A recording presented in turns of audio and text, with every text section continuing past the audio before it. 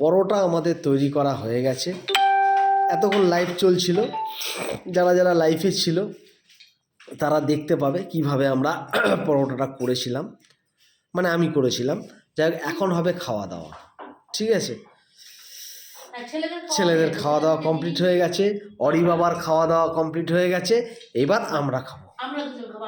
আচ্ছা, পরোটাগুলো একবার দেখাও, একটু খোলো পরোটাগুলো, একটু দেখাও। ওখানে পুর আরে বেঁচে কাল সকালে ছেলেদের খাবার হয়ে গেছে, প্লেট ওই জন্য এখানে রয়েছে। এই যে এবার আমরা দুই দেবা দেবী মিলে খাবো, বুঝেছো? চলো চলো, আমাকে 2 পিসই দেবে, তাও খাওয়া চাপ হয়ে যাবে। 2 পিস খাওয়া টাফ হয়ে যাবে, মোটা মোটা হয় তো, ডাল ভর্তি থাকে তো, 2 পিস খেলে যথেষ্ট। একটা প্লেট সাজিয়ে আমি দেখিনি।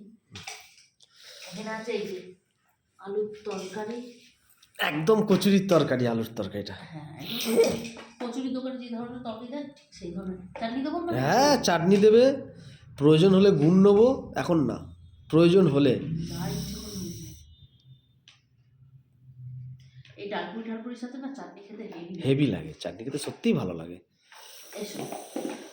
চলো বন্ধুরা, এবার খেয়ে নিয়ে আর দেরি করবো না, চলো।